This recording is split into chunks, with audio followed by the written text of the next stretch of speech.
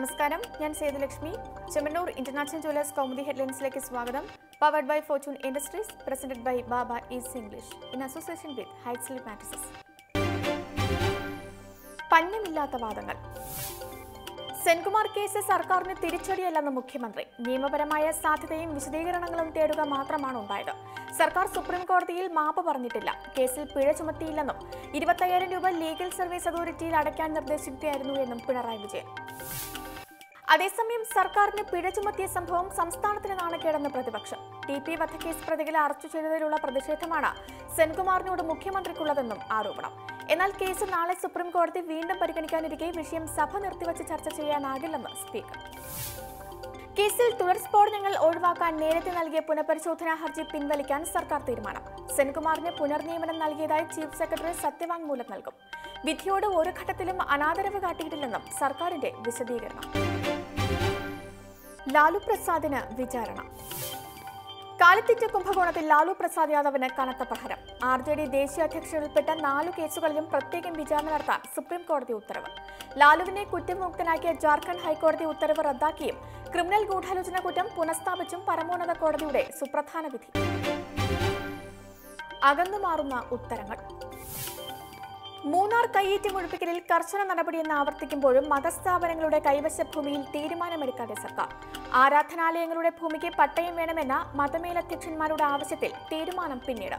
മൂന്നാറിലെ ചെറുകിട കയ്യേറ്റങ്ങൾ ഒഴിപ്പിക്കുന്ന കാര്യത്തിലും അവ്യക്തത. സർക്കാർ ഭൂമി സംരക്ഷിക്കാനും കയ്യേറ്റങ്ങൾ തടയാനും സമഗ്ര നിയമനിർമ്മാണം ആവശ്യമെന്ന് മുഖ്യമന്ത്രി. ഭാവിയിൽ കയ്യേറ്റങ്ങൾക്ക് മുതിരാൻ തോന്നാത്ത വിധം നിയമ നടപടികൾ കർശനമാക്കും. മൂന്നാറിലെ ജൈവവൈവിധ്യവും ജലസ്രോതസ്സുകളും ആവാസ വ്യവസ്ഥയും സംരക്ഷിക്കുമെന്നും പിണറായി.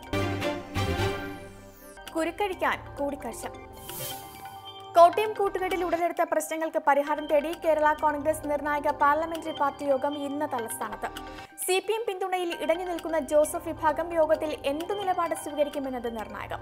അഭിപ്രായ ഭിന്നതകൾ പറഞ്ഞു തീർക്കാമെന്ന മനക്കണക്കിൽ KM മാണി. MLA ഹോസ്റ്റലിൽ രാത്രി 8-ന് മാണിയുടെ മുറിയിൽ നിർണായക യോഗം ചേരുമ്പോൾ രാഷ്ട്രീയ കേരളം ഉറ്റുനോക്കുന്നത് കേരള കോൺഗ്രസിൽ വീണ്ടും ഒരു പുലർപ്പിന് സാധ്യതയുണ്ടോ എന്ന്.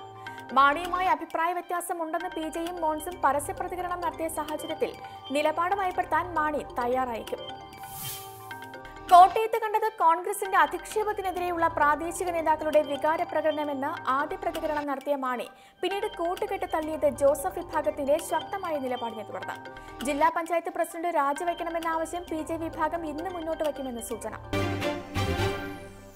മാറ്റത്തിനായി മാക്രോ. ഫ്രാൻസിൽ ഏറ്റവും പ്രായം കുറഞ്ഞ പ്രസിഡന്റായ മാർഷൽ നേതാവ് ഇമാനുവൽ മാക്രോൺ. 39-കാരനായ മിതവാദി നേതാവിന്റെ ജയം 65.5% വോട്ടുകളോടെ. എതിരാളിയും തീവ്ര വലതുപക്ഷവാദിയുമായ നാഷണൽ ഫ്രണ്ട് സ്ഥാനാർത്ഥി മെറിൻ ലെ പെന്നിന് ദയനീയ പരാജയം. നിലവിലെ പ്രസിഡന്റ് ഫ്രാൻസോ ഒലോന്തിന്റെ കാലാവധി പൂർത്തിയാകുന്നത് മെയ് 14-ന്. ഇന്നലെ രാത്രി തന്നെ തിരഞ്ഞെടുപ്പ് ഫലം പുറത്തായെങ്കിലും ഔദ്യോഗിക പ്രഖ്യാപനം വ്യാഴാഴ്ച മാത്രം. ഫ്രാൻസിന്റെയും യൂറോപ്പിന്റെയും ഭാവി നിശ്ചയിച്ച തിരഞ്ഞെടുപ്പിൽ പോളിംഗ് ശതമാനം കുറഞ്ഞതായി report. Chemmanur international jewellers Kaumudi headlines സമാപിക്കുന്നു. Powered by fortune industries, presented by Baba is English in association with height sleep mattresses. അടുത്ത ഹെഡ്ലൈൻസ് 1 മണിക്കൂറിന് ശേഷം. നമസ്കാരം.